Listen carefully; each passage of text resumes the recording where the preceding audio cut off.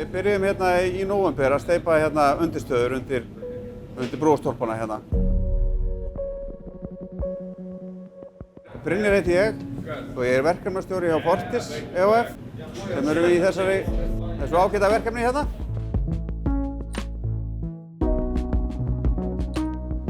Já, eins og þú kannski sér hérna, þá erum við búin að byggja yfir okkur hérna til þess að búa okkur til aðstæður til þess að geta steypt brúna við ágætis aðstæður. Það er stór dagur í dag. Við erum að fara að steypa brúardekkið og brúa bitana. Þannig að það er svona stór áfangi í þessu verki, stærsti áfanginn, myndi ég segja.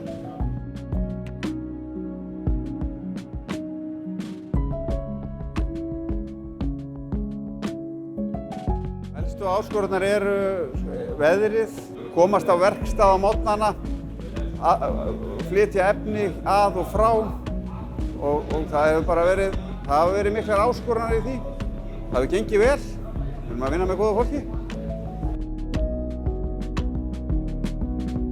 Já, endapunkturinn það er stutt í hann, þannig að það er til mikils að vinna að þetta gangi vel í dag.